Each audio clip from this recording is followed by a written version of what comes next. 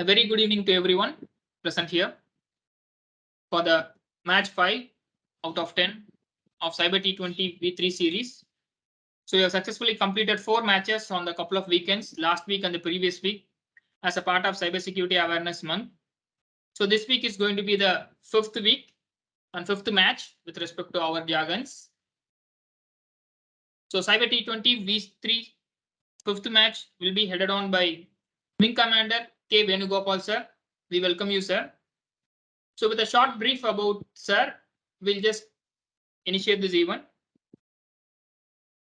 So Venugopal sir has 30 plus of experience in aviation with 22 years of Indian Air Force experience, worked with Airport Authority, L&T Technology Services, and TALS as air traffic management subject experts. He is the head of ISAC Aero, the Aviation Division and International Operations for ISAC. He has completed CCIO, CPEW, ICBIS, NCPT, and governance programs with ISAC, a bunch of quality certifications, which might be useful for you for setting up a career in cyber forensics or cyber security. So that's why this topic has been named as career in cybersecurity. And sir also have conducted guest lectures in Nalsar University Masters, PG Diploma in Aviation Laws and Air Transport Management, and many more. So giving a short intro about sir, we welcome you, sir, for today's T20 event. Now the dice is yours. You can just Thank you. Start with Thank you, the Mr. statements. Ashok, and I'm sharing my screen now. Yes, sir. Please let me know once you can see the screen. Can you see the screen? Yes, sir. Your screen is visible, sir. Okay. Yeah. So good evening, everybody. Thank you, Mr. Ashok, once again for introducing me. Sorry, pardon me, my throat is slightly bad. I've been traveling for the last 2-3 days, so I think change of weather has affected my throat.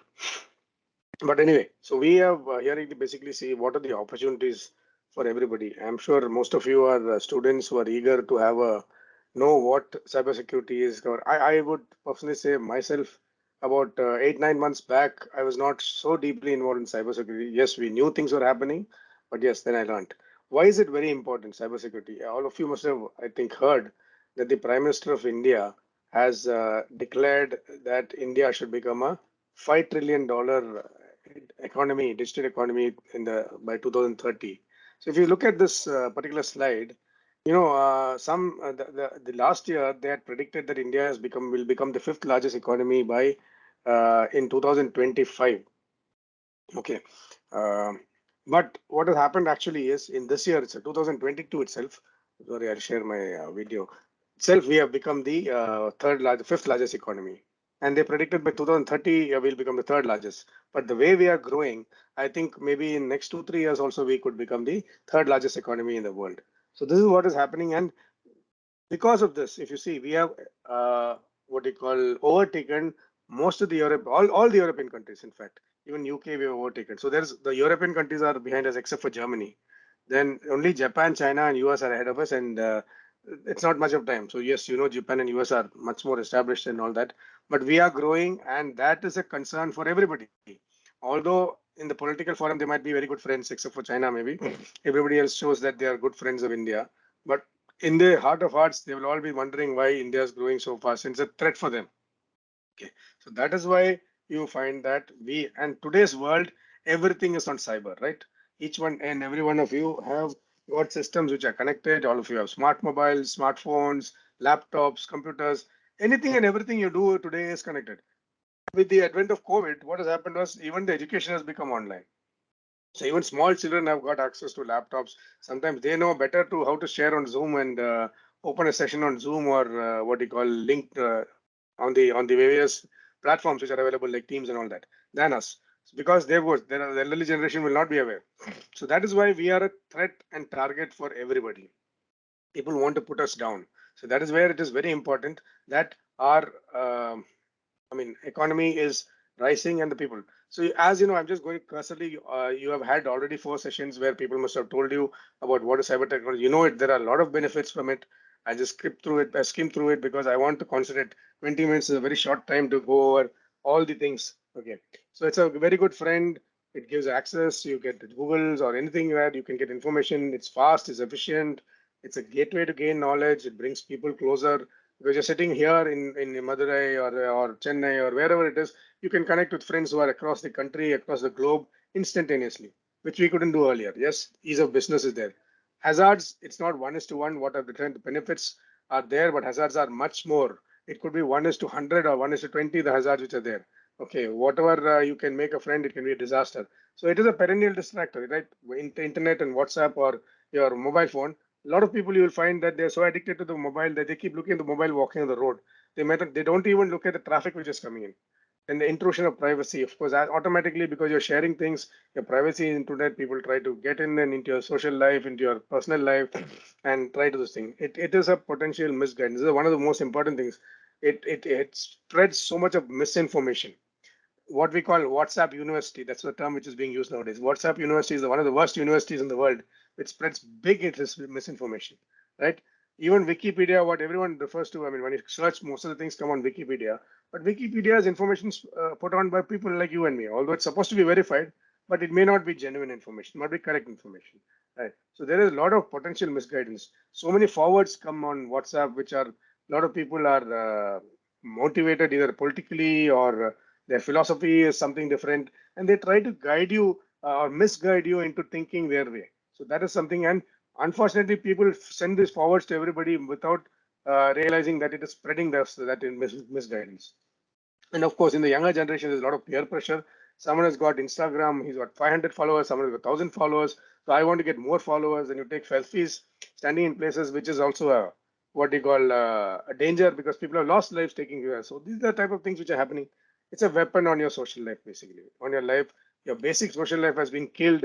What you used to interact earlier, go to people's houses and all that, it has slightly changed that thing earlier. Still in the culture in the smaller places, we still do that, but then that difference is happening.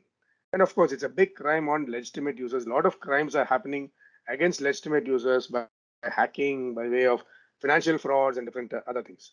Okay, so there are multiple amounts of frauds. I just as you can see, computer related fraud, forgery, identity theft, falsified medical information, medical documents, counterfeiting, blackmail, extortion, ransom, then exploiting children by sexually abusing them online, pedophilia.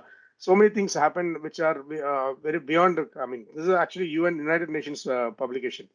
Okay, on 2021. Money laundering, internet gambling, trafficking, you name it. Everything is cyber is being misused to commit a lot of crimes. So that is why, and of course, they use these channels. That you also must be aware. This must be covered. So I just rush through ransomware, malware, phishing, so on and so forth. So using these channels, they are actually attacking people, and that is why we need the support of the people. Cyber awareness and cyber security professionals are a big, what you call non-availability today. As of today, there's a report which we have which says that in India, still there are 35 lakh vacancies for cybersecurity professionals.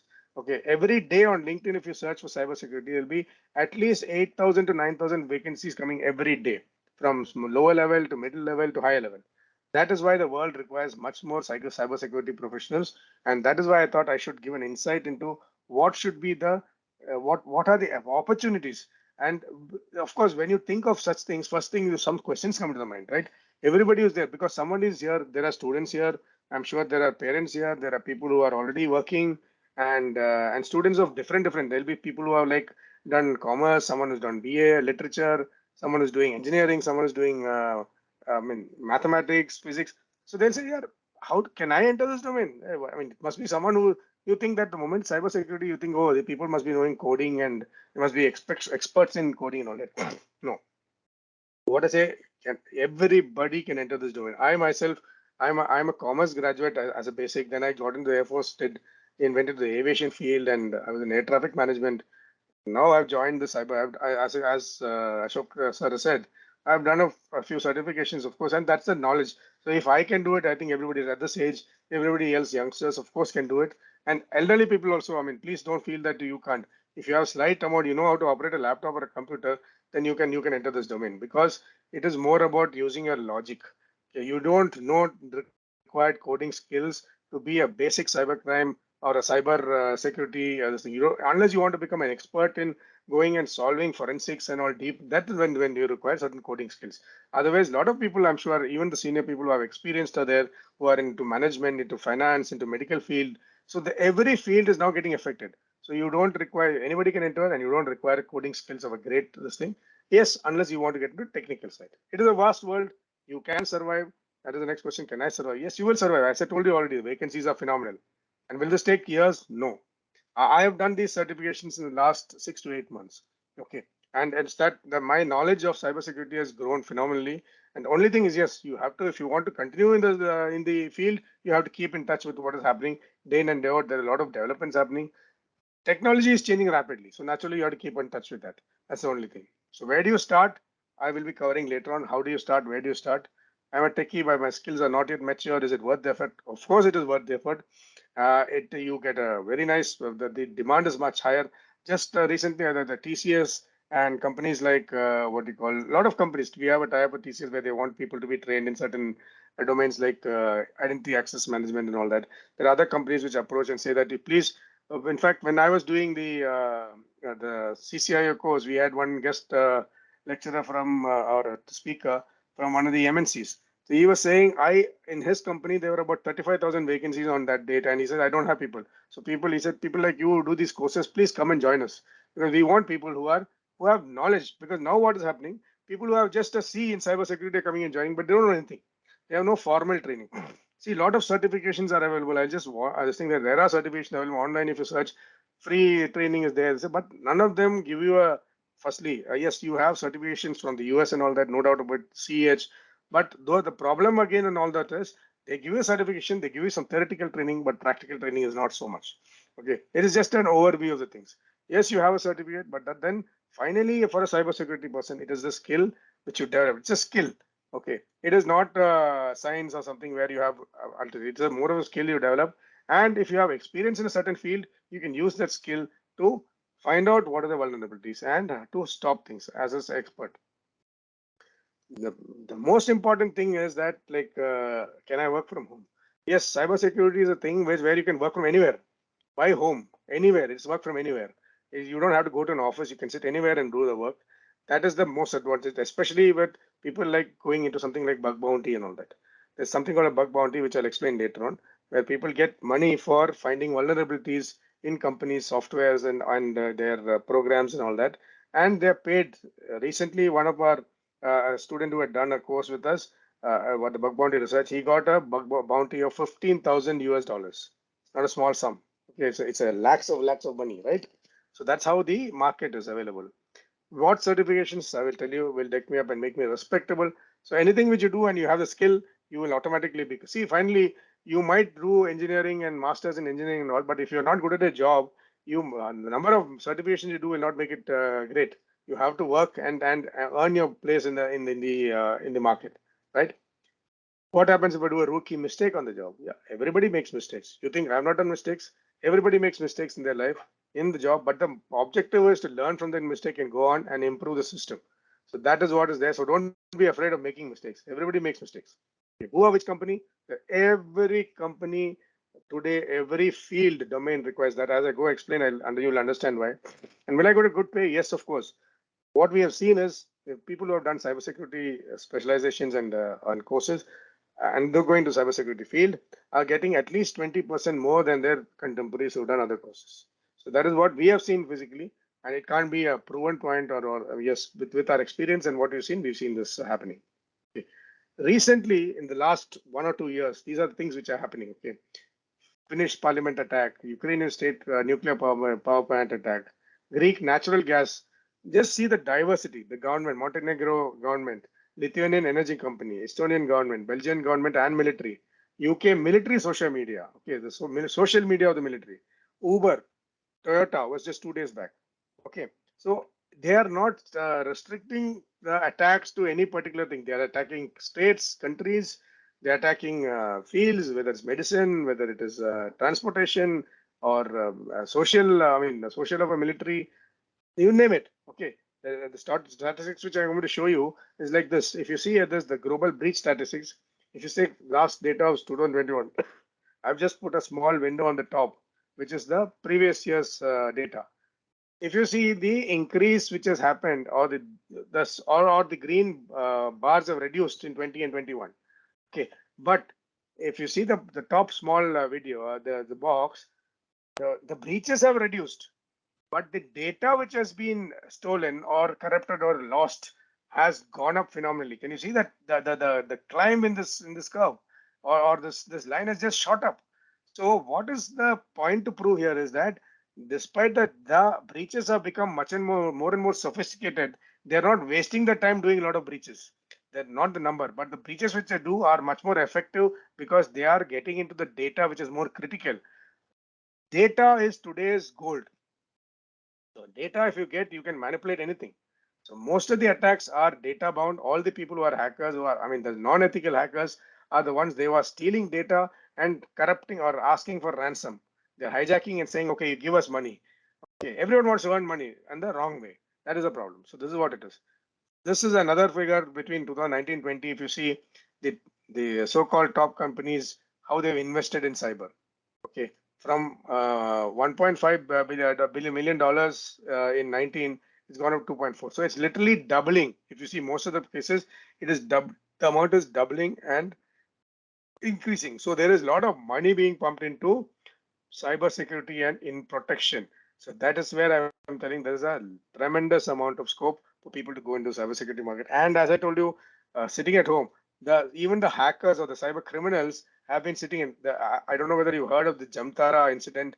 People, if you have a chance, most of you must be watching Netflix. On Netflix, there is a series on Jamtara. JMTARA is Jamtara is a village which is in Jharkhand, close to the border of Bihar and that West Bengal area, where they recruited young boys who were 8th standard and 7th standard dropouts, okay, and trained them in the skills of talking like a call center, like UK accent, US accent, and different types of accent, uh, teaching them English and how to speak, okay, and the words were pumped, and all are totally, uneducated otherwise. They used to take their laptop. They were given laptops on. They'll go on, or a phone, mobile phones. They used to go and sit, because when police raided, they would never catch them because these people are sitting on treetops inside the jungle, and then they would come back in the evening. So nobody could catch them when they're doing that. If they were sitting and making calls and making fraud calls, telling your debit card or a credit card is about to expire, money is there, we will help you, and they'll send one link. You'll click on the link and wash out your money. So that is the type of crimes which are happening. Now, this is another very interesting data statistic. If you see, these are all industries which are there in the world, from agriculture, mining, or utilities, arts, hospitality, etc., etc. The top price is won by whom? You will not imagine. It is healthcare. Today, they are targeting healthcare, which is your medical facilities, healthcare industries. There are so many, these are things that are reported, okay. And the problem is most of them don't come out in the news because it affects the overall thing. A lot of times they pay the money, the ransoms are done, they're paid, and they keep quiet. But this is actually happening. Healthcare, finance institution, and public administration. So what is happening? They steal the data. They steal data, medical. If you go into hospital, so much of data is being shared there, right? So much of data is being kept. I'll just run through. This is nothing. These are the challenges because of all the attacks which are there, ransomware attacks, IoT attacks, blockchain, etc., etc. So we come into the Korea. So what does it tell you? That cyber security's opportunities are global, and the career is a sector agnostic. That means sector agnostic means it does not specify to any sector. Any field is there which is covered by cyber, because everybody is susceptible to cyber, and it is the buzzword. Cyber security is a buzzword. What can you get? Or what jobs can you sorry, what are the categories? You can go into defense of an organization. You can go to offensive side. You can go into secure coding. So is coding required is the question which is there on top. So if you go into defensive, like systems administrator, network security, SOC design, that is security operations center, the design, analysis, maturity review, you don't require any coding skills. Basic offensive testing, like VAPT, is called penetration testing. Okay, that you don't require. But if you want to go to advanced exploitation, yes, you require some coding knowledge. Secure coding, basic automated audit. If you have to run automatic audit, you don't require coding. But if you want to go to the review part, where you go into the code and review, then yes, you require coding experience and coding knowledge. Communications testing, for basic testing, again, you don't require. But if you want to go to the crypto part of it, where they are making the communication much more secure, then yes, okay. So these are things. So if you can go into risk management, internal audit process, standard compliances, governance, as you grow in your seniority, you can go into the governance part, the management ethics. And of course, the intelligence part is where offensive security.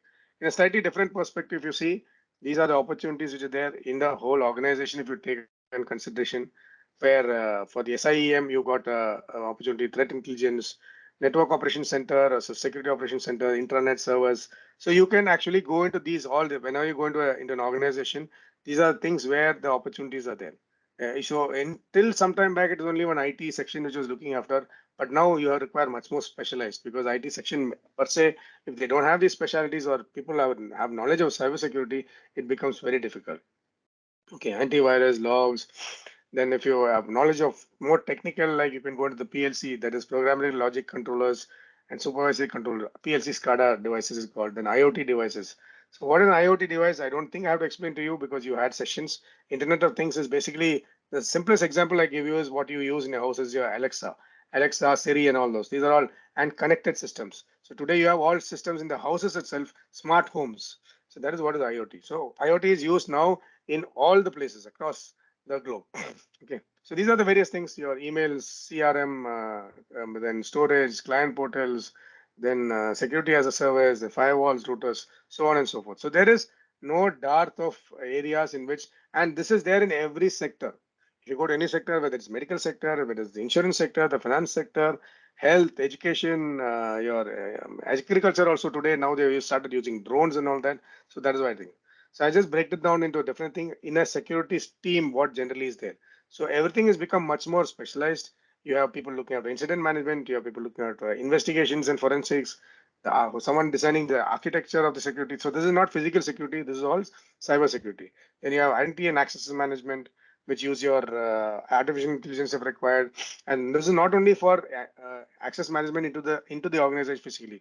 It is access into your systems. That is way more important because all your data is stored in these systems, right? Then of course governance part where you're in a senior role, you become to make the policies, procedures, security audit, compliance, etc., etc. Then the threat and vulnerability management team, the threat hunting and intelligence team, so forensics. So then the security analytics, then of course security ops. So these are the things in an organization today you see, which was not there earlier.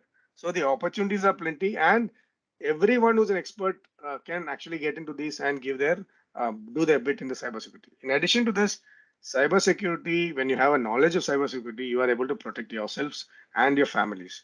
That is much more important because what we forget is that today each and everybody is a target. Not only for an organization which you're working, but individually also you're a target. People can cheat you. They try to steal your money. They try to use your identity and try to ransom you by saying that we will compromise you. So that is where we have to be very important, and that is why cyber awareness is much more important. And thereafter, of course, the future comes in. Okay. So I'll just mention a bit about ISAC, and ISAC is Information Sharing Analysis Center where we are. So our basic, it's a non-profit organization just formed in after the 26/11 Mumbai attacks. You must have all heard. So what happened was during the 26/11 Mumbai attacks, some Pakistani people came in by boat, and in Mumbai they entered and killed a lot of people, right? In that case, what happened was there was information available to all the agencies. The Navy knew something, the Army knew something, the RAW knew something, the Intelligence Bureau knew things. But because of the sharing was not there, they did not, they were not able to bring out that this attack is going to happen. They were bits and pieces, but that is when Mr. Rajshekhar decided that yes, we have to have something like an ISAC, a sharing center, analysis center in India to spread this word and to spread cyber awareness of intelligence. Sharing of intelligence has to be there. So that was the vision with which he started. And of course, we moved on and we've gone. So what we did was that time they got into. You are all aware of this. There's an organization called the two organizations in India which look after the cyber security, which is the NCIIP and the CERTIN. CERTIN is the Computer Emergency Response Team of India, which is a reactive agency. After some threat has happened or attack has happened, they analyze and try to ensure that things don't happen. So everybody is supposed to report to this. The NCIIPC is basically to protect the critical infrastructure of the country. So we have with the NCIIP, we said that the critical infrastructure of a country is what is being attacked. So we formed something called a national security database, wherein every credible security expert who has done a training, and we got that this thing that whoever trains with us will be part of the national security database, and this information is shared to the government. And these people who are empaneled, the moment you do a course from ISAC, you are empaneled in the national security database, and you can be called upon by anybody. So this information is shared across not only to the government but also to the corporate world. Okay, we've got various recognitions with the, I mean, or MOUs with the Ministry of Defense, Ministry of Education. I already covered in CIPC certain, and the industry we are doing with aviation industry like GMR, then the Tatas we've got, TCS we've got. And of course, we recently in Karnataka, Karnataka has formed a Karnataka Digital Economy Mission, where we are partners with them. And our aim is to spread cybersecurity awareness all across the Karnataka by forming hubs and clusters. Some slightly more into the certifications from our side. Just as I mentioned, you can start from the basics. That is what we call the intervention officer. Then you can do security part, where is industrial security with IoT and all that. Forensics, where you do specifically, as you are more technically qualified, then you do a SOC analyst, threat hunter, mobile applications, forensic investigator, malware analyst, etc., etc. If you want to go to the offensive side, yes, you go to penetration testing, web app security, exploit research, and the bug bounty research. The same thing if you for a person who's from the technical career, we have put in such a way that these courses which are there, like we start with the CCIO, which we call the Cybercrime Intervention Officer, and we combine it with a course called this certification in professional ethics at workplace. So this person is the one which in our scope is the basic person. Anybody who is 18 plus does this course, they are cyber aware and they know what are the things happening, and they are basically using, we are using a whole the national movement type to make a pool of these also. We already have a pool. Mr. Ashok is one person who's already done the CCIO, who people like us will help cybercrime victims. And we want to spread the word around and help people, because cybercrime victims sometimes don't want to go to police station, but they have a threat, something is happening, so we help them. Then of course you can go into the basics in information security. Then if you want to go more deeper, then the bug bounty research and the penetration testing, so they're offensive. And then next generation security, of course, I've covered. These are the SOC and threat management, in which we have the various courses which are there. Whatever I covered in the previous slide, similar things. If you see, it is all similar and what you call and laid out. So it's like a profit. Like for college students, what we do is we say in the second semester you do the CCA, CPEW. Now what has happened, if you're aware, all of you, 3 days back or 4 days back, UGC has released a circular which has made it mandatory that irrespective of the stream, whether you're doing BCom, BA, engineering, computer science, or any field, whether it's you have to be the cyber security has to be included in the syllabus of every course, whether it's UG or PG. So they have given, and most of our courses are covering those things. So now we are already working with a lot of universities, and like CIT, we are working with CIT in Coimbatore. We have a center of excellence there. So this is how we are introducing. Now this thing has to be introduced to all colleges. So it's a great opportunity. So if someone wants to go into the technical, then they have to actually use these things and can go ahead, because there are credits being issued based on the UGC thing. So you're passing out, when you pass out the credits, it adds to your credit when you do these cybersecurity things. And of course, the other career streams you can have, like in aviation, we've got some specified courses if people are interested. The people who help and support are the psychologists, cyber lawyers, cybercrime first responders, I told you, because through them we can help cybercrime victims, and we have been doing. There's one lady called Mrs. Lakshmi. I'll be sharing a couple of case studies because that is what is the next part of it. I took slightly more time out of the T20 into this before we go into the case studies, just to show that we have what we are doing. And of course, when you go to the leaders, you go into the cybersecurity, wargaming, governance professional, and scholar. So I have done some of these certifications, and presently I'm undergoing the security scholar course also.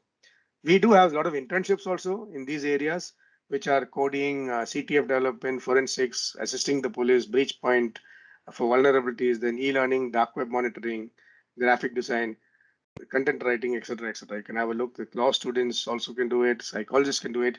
Comic design.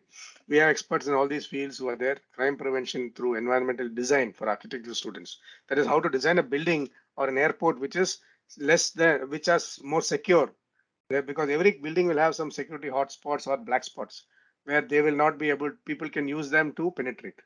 So as I told you earlier, AICT need to under that. Our Ministry of Education has approved these two courses and for all the interns to be done, and then they will get a certification, which carries a big thing, especially in India, of course. Our question comes that if you do all this, is it helping to solve the crimes? Yes. The police agencies are also working very hard, but unfortunately, as you know, they are very hard staffed. There are few people we are in the process of getting in touch with, and we are doing it a lot with police agencies also, training them also. But like you see, these are examples where they have been caught. Cybercrime people have been taught and taken to task. Okay, I have mentioned Jamtara, and there's another thing in Bareilly where they made 300 crores online using frauds. 19 uneducated. See, can you see the word is uneducated? That's what I'm trying. If they can do cyber crimes, why can't educated people or who are educated like you and me do it? So that is the thing. Cybercrime police, of course, they busted a rack where they were using SBI bank employees pretending to be and then cheating citizens. Now I've finished from the side of the first T20, which I exceeded by about 10 minutes. So the umpires can actually penalize me, but still I will go with it. I have two case studies which I want to discuss. We have another 10 minutes, so I'll take about 5 minutes each. Mr. Ashok, are there open to questions if people want to ask questions in between? Sure, sir. I hope there is not any questions in the chat, sir. You can take your time, Okay, sir. You no can extend issues. another 10 minutes. No problem, sir. No issues, no issues. Yes. So this is what. So I'll go into the case study part. So 10 minutes have we got, I think, for the next part of the T20, right? So two case studies I'm going to today. So I'll just take time and go through this slowly. So as I mentioned, we have this something called this the CCIO course, which people done. So Mr. Ashok has done it. There's one lady called Mrs. Lakshmi Mini, who's based out of Coimbatore. She has done, and she has been doing exceptional service and in getting how to help the cybercrime victims. So cybercrimes, as I mentioned, have been in the financial area, in the sexual exploitation, people as extortion, ransomware, so on. So this is a very, very simple example of you and I every day. When we are using Sagar Ratna, you must all know is a chain of hotels, right? So this particular incident is where, I mean, this is what I've just taken down what she's put on as like a blog. She said this is the fake Sagar Ratna Thali. That the advertisement was for to that I will you can order a Sagar Ratna Thali, and this lady, innocent lady, used that, and her 1 lakh rupees was swept away from her account. Okay, so when she has taken it in a beautiful way and said, once you before you reading the post, the first thing you'll say, yeah, I know everything, these are all, I will not get involved. General thought is there. Okay, okay, I'll read this and just forget about it. Okay, yeah, okay, it keeps happening. That's okay. But you can also use it to create awareness and help reduce cybercrime. This is our intention. As an organization, our non-profit venture is basically to spread the word of cybersecurity and their awareness. Unfortunately, you can't do everything free of cost because we need money to run things. So that is why we do certain profit-based ventures, like we have we have a lot of labs and all that. So that is something which but we are, this is a purely a voluntary and purely free of cost service which you're having. And this what we use is today, there is, if you all can go on to whenever you have time on the Android or the iOS, this thing, can search for COP Connect. There's an app which has been launched about a month back by the Chief Minister of Karnataka, because we are part of the Karnataka mission. So this is basically an app wherein the people who have done the CCIO, as I told you, you get registered. The moment you do a CCIO course and get the certification of CCIO and CBW, you get an ID card which makes you part of the NST, National Security Database, and you are termed as a first responder. So you can provide help. And if someone has got a cyber fraud which has happened to them, or I've been a victim, they just have to go on this COP Connect app and you can register and search for the nearest first responder. They will help you actually to resolve the issue as much as possible. They will bring in, if they require a cyber psychologist, they will require to bring in a cyber lawyer, and and the objective is, the futuristic objective is, or we are already in the process of doing it, is to set up COP Connect labs. COP Connect cafes across. So we are tying up with various organizations, with CSR of various what you call companies, universities, to set up these COP Connect cafes, wherein the victim, normally what happens, the cybercrime victim, especially if it's a woman or a lady or a girl, they don't want to go to police station because there is further harassment, is what we think, right? Because they're also busy. They say, no, this is too small for me. Yeah, please go away. I'll come later. I just don't file a case. This all happens and all. That's what they'll try to tell you. But our intention is to bring that policeman who is there to this cafe in Mufti so that the environment becomes congenial. You can discuss your problems with that, if it comes to that, 90%, most of these problems are sorted out by the first responder in association with a lawyer or a thing, because we know what to look for, what you should do, there's a procedure to file a crime, and you can. I can very confidently tell you that we have recovered money of people, many of them for 100% of the money which has been lost. But there's a timeline for it. So most of the problem prime time is that people are not aware of this timeline. Within 4 hours, if you report a crime, financial fraud, which has happened to you, it is 100% you will get all the money back, because that's the time it takes for the money to actually get credited into the other account, and you can actually stop it. The banks have the ability to stop it. We are not aware of that. Within 24 hours, you do 24 hours, and today, of course, the criminal is also smart. The money is there, and they will not have removed the money from that. The account can be blocked, and the money can be recovered. Okay, so these are things which are there, which you can do. And of course, banks are also liable. There is something called a 72-hour window where they have an insurance against cyber crimes, which we are not aware of. They can use that and repay. Okay. So cybercrime victims can use that for financial frauds. So now we'll come back to this case study. Of course, as I told you, we can connect with the cybercrime, the cyber warrior who's there. So in this, what happened is that there's a looting which takes place. This lady, she was a COVID patient, and she wanted to get some home delivery of food. What happened? She ended up getting a contact by a fraudster. You see on the right and correlate. The right is the WhatsApp which she has had, chat with chat. So when she said this is Sagaratna, so hi Sagaratna, then he says forwards the link saying sagaratna.apk. Okay, but the next line, see, this is where you people should be aware. Everybody have a close look at it. Firstly, most of if you are doing an online transaction, none of them have this .apk is one thing which you have to be very, very careful of. And just see the site, the home Sagaratna site. See the spelling of Sagaratna, aapppp.wixsite.com. So normally what will happen, do you want a site is something, what is this wixsite.com? Right, and APPPP. So these are things you have to look out for. Okay, any official or correct site which you see, you will not find these extra alphabets. You will not find an additional WX site or something. It will be either .com or .io or .in or .gov.in or something like that, right? So please look out for these things. And I'm repeating it.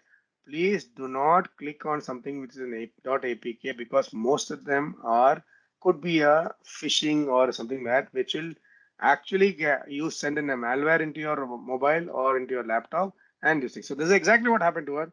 When she clicked on the APK file and followed the instructions, she lost her hard-earned money, which is there in her account, 1 lakh rupees.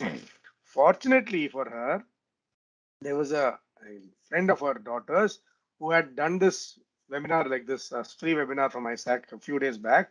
She was aware that there's something called a Cop Connect platform, and wherein they were told that, I mean, that was a specific one for Cop Connect demo. So it was showed. I don't have the time to do it, but I can give you, just have to go to the site www.isac.org.in and search for Cop Connect, and you will have a look at what this Cop Connect platform is.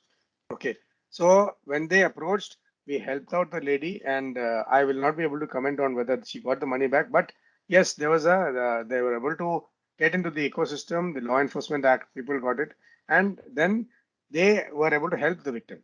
I am not actually don't know whether this was resolved or not. That I'm not going to go into, but this is what happens, and this is one of the case sides. The second one I want to talk about is where involving the sextortion, and now this is a male. Okay, it's not a female or a woman who got affected by it. Now, this one where this time the victim was sent in what they call text on Instagram. One of the worst things which is happening in Instagram and all is they send you someone, he or she impersonated someone called Monica, and send a thing. Later on, they said that they started blackmailing that you send the money into someone's Shehnaz Begum's account. What is happening here? The victim was, on Instagram, he saw one very nice looking girl who was asking for a friend request. And then they did not, he responded to it. Thereafter, when he was asked for the phone number, he did not, but he used his Facebook account because she had already gotten into the system.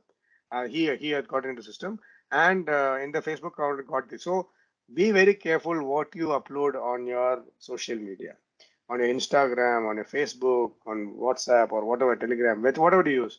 Be very careful because there are people lurking in the background trying to get into your system. Okay, so that is where so every data online which you share helps the culprits to plan a cyber attack on you. Be very careful. So what happened now? This gentleman was working in the office. He receives a video call. Okay, simple video call. He attends it and disconnected immediately because the moment he opened the video, there apparently was a sexually explicit act which is being done by the female on the other side. He disconnected, okay, because in the office, firstly, in office, he should not have taken it. Now, the victim was not in the bedroom with the lights off or anything like that. He was in the office in between his colleagues, but he did not know that the moment he did it, his screen was recorded also.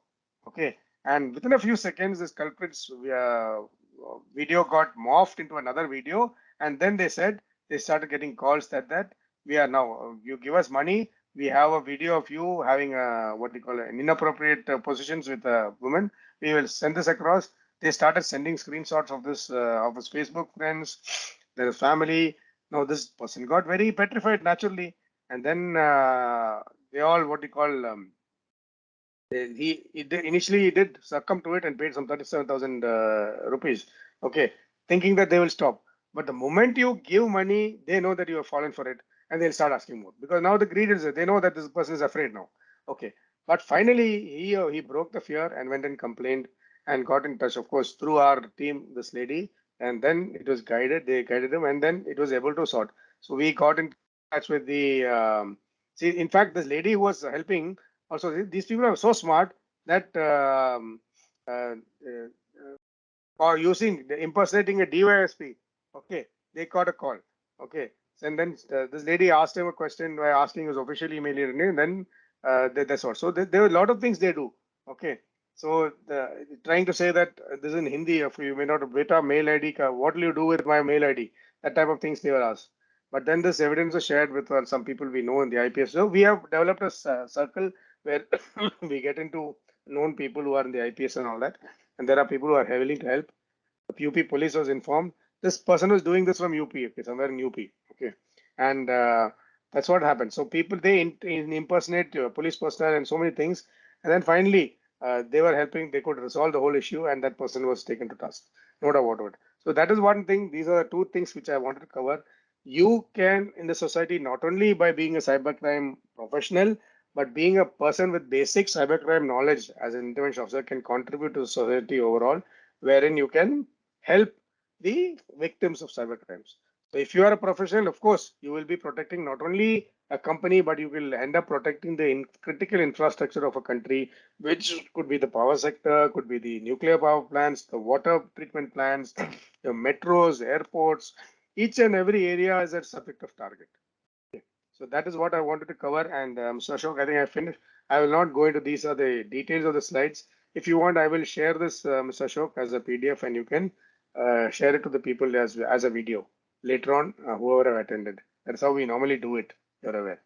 If there are any questions, if anyone has got, I'm ready to take on before I think we move into the next part of the T20. Thank you, sir. Thanks a lot for the case studies, demos. I hope most of us are like ignorant on these sort of cases. So we have got a couple of cases. At least those who have been a victim of these cases knows the modus operandi, how the case operates and how we just support them.